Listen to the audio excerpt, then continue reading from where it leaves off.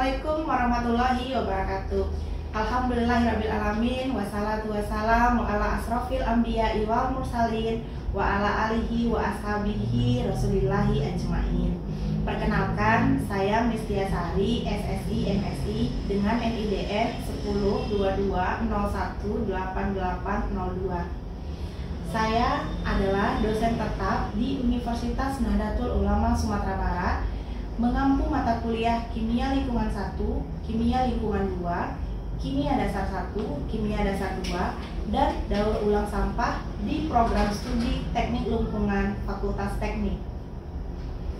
Pada kesempatan ini, saya akan menyampaikan tentang pernyataan diri dosen dalam unjuk kerja Tridharma Perguruan Tinggi bidang pengajaran sebagai syarat Smart Cerdos tahun 2025. Mata kuliah yang saya ampu yaitu Kimia Lingkungan 1, di mana mata kuliah ini merupakan mata kuliah teoritis mempelajari sumber, reaksi, transport, efek, dan spesies kimia di lingkungan udara, tanah, dan air, serta efek aktivitas manusia terhadapnya. Bahan kajian dalam mata kuliah ini konsep dasar kimia organik lingkungan, konsep dasar biokimia lingkungan, konsep dasar metode analisis kimia, kimia air, kimia tanah, dan kimia atmosfer. Untuk capaian mata kuliah, yang pertama itu mampu menerapkan pemikiran logis, kritis, sistematis, inovatif dalam konteks pengembangan atau implementasi ilmu pengetahuan dan teknologi yang memperhatikan dan menerapkan nilai humaniora yang sesuai dengan bidang keahliannya, yang menginternalisasi nilai, norma, dan etika akademik, dan menguasai konsep teoritis sains alam. Capaian mata kuliah yang kedua, mampu menerapkan matematika, statistik, fisika, kimia, biologi, mikrobiologi, dan prinsip rekayasa untuk menyelesaikan masalah rekayasa yang kompleks pada upaya pengelolaan lingkungan meliputi pengelolaan sumber daya pokok kehidupan, meliputi air, udara, tanah, dan sistem pengendalian limbah cair, padat, atau gas yang menguasai pengetahuan pada bidang ilmu, teknik, dan sumber daya manusia menjadi wirausahawan yang memiliki nilai ahlus sunnah wal jamaah. Yang ketiga, untuk berkontribusi dalam peningkatan mutu kehidupan masyarakat, berbangsa, bernegara, dan kemajuan peradaban berdasarkan Pancasila dan mampu menunjukkan kinerja mandiri, bermutu, dan terukur. Media yang saya gunakan untuk pembelajaran adalah LMS, Learning Management System, yang disediakan oleh kampus yang diberi nama Siapkat Unusumbar. Dalam melangsungkan pembelajaran, saya menggunakan Infocus untuk menayangkan PowerPoint presentasi materi ajar. Materi yang saya sajikan dalam mata kuliah ini adalah konsep dasar kimia organik lingkungan, klasifikasi senyawa organik di alam dan kaitannya dengan bidang teknik lingkungan, menjelaskan konsep dasar biokimia lingkungan, ujian tengah semester, ketepatan menjelaskan tentang gravimetri, titrimetri, instrumental, baik itu spektrofotometri dan kromatografi. Yang selanjutnya, tentang kimia air dan permasalahan yang terjadi terkait pencemaran air serta parameter kimia kualitas air. Selanjutnya, kimia tanah dan permasalahan yang terjadi terkait pencemaran tanah. Yang pertemuan ke-15, kimia udara dan permasalahan yang terjadi terkait pencemaran udara. Nah, pertemuan terakhir itu ujian akhir semester. Pada mata kuliah ini akan dilakukan sebanyak 16 kali pertemuan, diantaranya 1 kali UTS, 1 kali UAS, dan 14 kali pertemuan pembelajaran yang efektif. Teknik atau metode yang saya gunakan dalam menyajikan materi pada mata kuliah ini dengan metode DIA, Delivery, Interaction, Assessment. Yang pertama, delivery. Dalam menyampaikan materi ajar, terlebih terlebih dahulu saya melakukan apersepsi, sehingga materi lampau akan dihubungkan dengan materi yang akan dibahas. Materi yang akan dibahas ditayangkan dengan PowerPoint presentasi untuk didiskusikan. Selanjutnya, dalam pembelajaran referensi yang saya gunakan berasal dari buku cetak seperti buku Manahan Fundamental of Environmental Chemistry dan buku Effendi tentang telaah kualitas air bagi pengelolaan sumber daya dan lingkungan perairan. Yang kedua, interaction.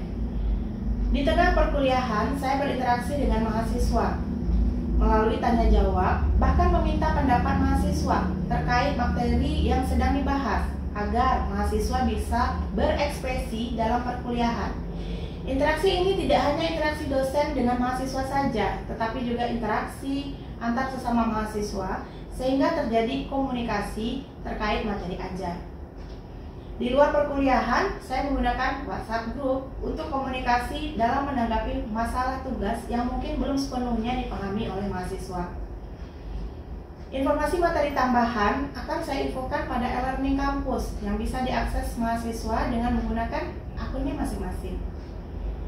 Yang ketiga, asesmen. Pada setiap melakukan tanya jawab, saya dapat mengetahui pemahaman mahasiswa terhadap materi.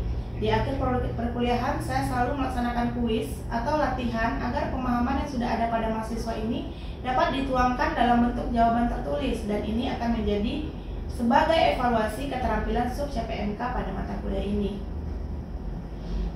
Butiran penilaian yang saya lakukan sebagai berikut. Yang pertama untuk kehadiran itu 10%, tugas individu ataupun kelompok ataupun kuis itu 10%, UTS 25%, UAS 25%, sikap 10%, keterampilan umum 10%, dan keterampilan khusus 10%. Dengan presentasi tersebut, mahasiswa dapat mengukur dan menakar sejauh mana tingkat keberhasilannya dalam mata kuliah ini. Berikut video proses pembelajarannya. Assalamualaikum warahmatullahi wabarakatuh. Waalaikumsalam warahmatullahi wabarakatuh. Selamat siang semuanya. Siang, Bu. Ada sehat-sehat ya. Kita hari ini pertemuan ke-11 ya. Mata kuliah kita lanjutan dari pertemuan sebelumnya, yaitu kimia lingkungan 1, kodenya TLK 160205. Adapun materi kita hari ini itu tentang kimia air, di mana merupakan lanjutan dari materi kita sebelumnya ya, pertemuan ke-10, yaitu tentang metode analisis kimia. Baik, sebelum kita memulai perkuliahan hari ini, kita berdoa dulu agar diberi kelancaran ya, kemudahan dan mudah dipahami buat kita semua. Berdoa mulai. Berdoa selesai. Sebelum kita lanjutkan pada pokok bahasan kimia air, Ibu mau review sedikit. Kira-kira kalian masih ingat nggak yang minggu kemarin tentang metode analisis kimia ya? Coba Sophie, apa saja metode analisis kimia? Gravimetri, tipimetri, instrumental, spektrofotometri, dan kromatografi. Nah, kalau yang gravimetri itu apa ya? Gravimetri dalam ilmu kimia merupakan salah satu metode kimia analitik untuk menentukan kuantitas suatu zat atau komponen yang telah diketahui dengan cara mengukur berat komponen dalam keadaan logis setelah melalui proses pembesaran. Oke, baik, terima kasih. Selanjutnya kalau yang gravimetri sudah dijelaskan oleh Sophie. Rima, coba. Spektrofotometri. Spektrofotometri adalah metode analisis kimia yang menggunakan interaksi antara materi dan cahaya atau radiasi elektromagnetik untuk menentukan konsentrasi suatu zat dalam cahaya. Baik, nanti dengan adanya kita analisis secara spektrometri, kita lanjutkan dengan mas airnya ya. Selanjutnya Resti. Pitrimetri. Pitrimetri adalah metode analisis kimia yang digunakan untuk menentukan jumlah atau konsentrasi suatu zat dalam sampel dengan menggunakan reaksi kimia. Oke. Nah, terima kasih reviewnya ya. Kita lanjutkan dengan kimia air. Nah, apa kimia air? Pengertiannya merupakan cabang dari ilmu kimia yang mempelajari sifat fisik dan kimia air ya. Kimia air itu sendiri meliputi kualitas air, kandungan ion, dan bisa reaksi kimia yang terjadi di dalam air itu sendiri. Kalau kalian lihat kalian lewat di sebuah sungai itu, kalau airnya keruh, bau gitu ya, nah itu semuanya merupakan kualitas air gitu ya. Nah, komponen kimia di air alam. Nah, kalau untuk air murni itu akan jarang kita temui di alam, karena kalau komponen utamanya ada H2O, ada dalam bentuk ion natrium atau Na+, K+, Ca2+, magnesium 2+, klorida atau ion klorida, atau kita singkat dengan Cl- ya, klorид, SO42-, NO3 atau ion nitrat gitu ya, dan gas terlarutnya O2 dan CO2. Nah, apa saja parameter kualitas air gitu. Di sini kita akan bahas tentang pH, ada DO gitu ya, dissolved oksigen, yang merupakan oksigen terlarut yang penting bagi kehidupan air. Kalau pH apa? Siti, pH sama atau pembacaan air. Selanjutnya ada BOD dan COD, merupakan hubungan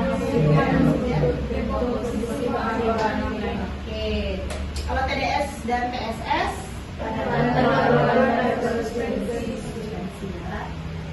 Nah, ini contoh reaksi kimia yang terjadi di dalam air gitu ya. Reaksi asam basa misalnya CO2 kita reaksikan dengan H2 akan menghasilkan ion H+ tambah HCO dijamin.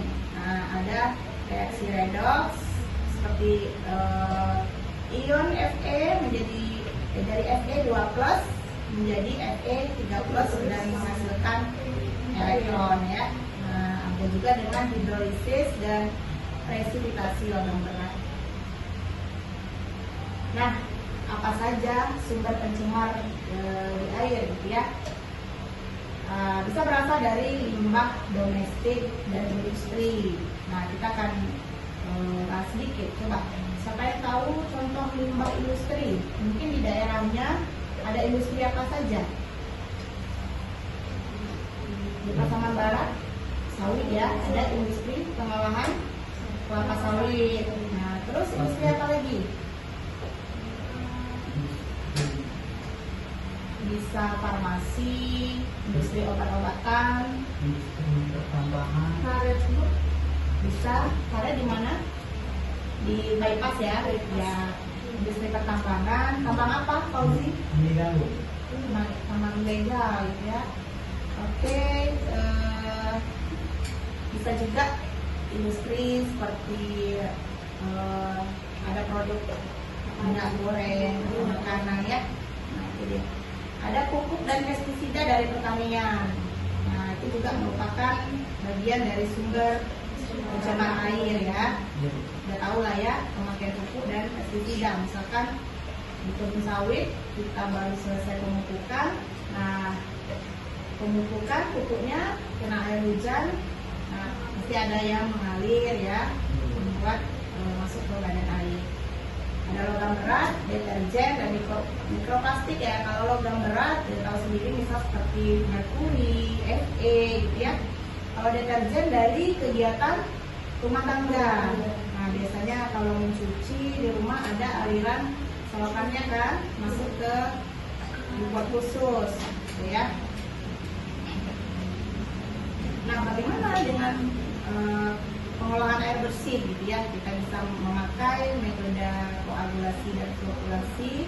Bisa juga dengan filtrasi atau penyaringan. Nah, atau pakai desinfeksi, bisa klorinisasi, ozon. Nah, untuk lanjutannya bisa di proses reserve osmosis dan karbon aktif.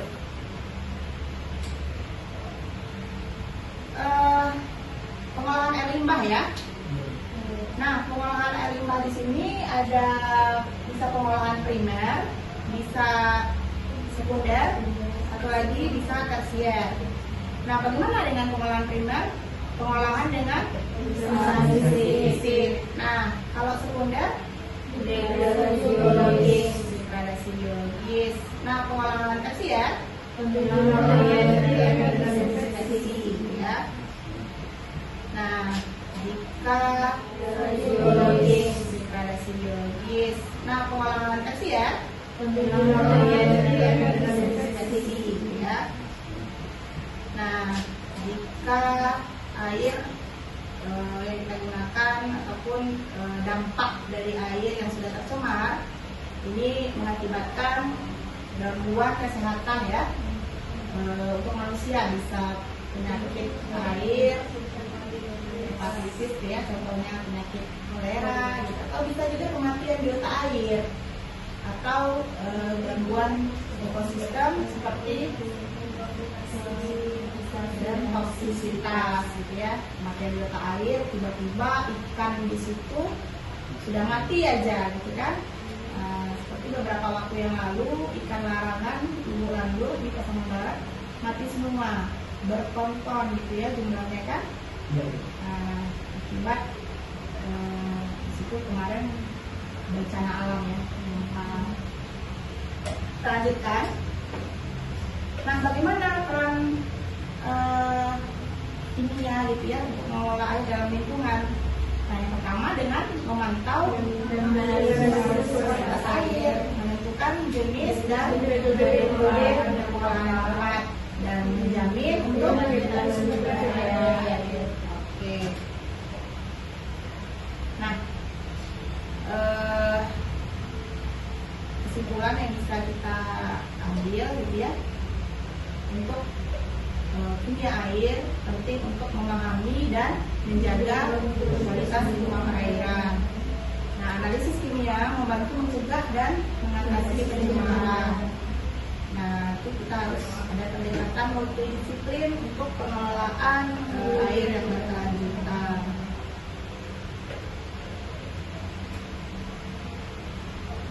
Sampai di sini ada yang mau ditanyakan mungkin? Oke, Cora, silakan Cora. Kalau air bersih dengan air tercemar itu gimana cara membedakannya? Cara membedakan air bersih dan air tercemar. Oke, sebelum ibu jawab, ada yang bisa jawab? Oke, Fauzi ya. Ya, beda air bersih dan air tercemar itu ialah air bersih mengandung H2O, O2, ion mineral alami, sedangkan air tercemar mengandung logam berat, limbah organik dan mikroplastik.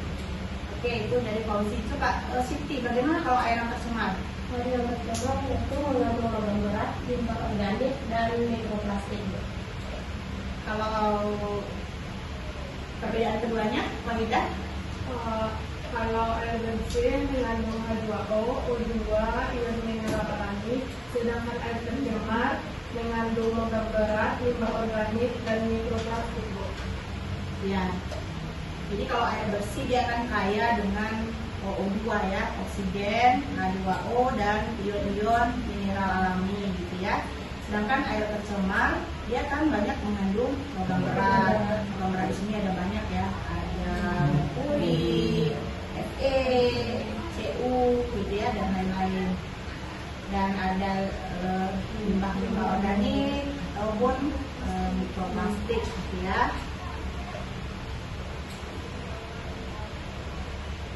Nah, kita mau cek bagaimana contoh ataupun studi kasus ya pencemaran sungai oleh limbah industri gitu lah. Bisa anggaplah lokasinya di kawasan industri. Kawasan industri di sini di daerah Jaya Pacah ya contohnya. Nah, apa yang menjadi masalah, bisa kendala dari masyarakat? Penurunan pH. Penurunan pH-nya kurang dari 5 ya, DO-nya kurang dari 2, dan DOD-nya bisa dari 8 miligram per liter. Nah, dari mana diduga sumbernya? Sumbernya dari air logam berat. Bagaimana dampaknya? Bisa kematian ikan ya. Ya, pastinya airnya tidak layak konsumsi. Nah, bagaimana kita sebagai orang lingkungan ya memberikan solusi untuk mengelola dulu pengolahan limbah industri sebelum dibuang ya, dan ada pemantauan secara berkala dan kita menegakkan hukum lingkungan ya. Untuk materi ini Ibu sudah share di Siakat, nanti kalian bisa download. Baik Bu. Ini Ibu absen dulu ya. Iya Bu. Ini Ahmad Fauzi, Ada Bu. Prima Ika Putri, Dewo Flora, Siti Nurjana, Dewo siapa? Wahida, Pestianda, sama Sofiani. Oke, baik. Untuk hari ini kita cukupkan sampai di sini ya.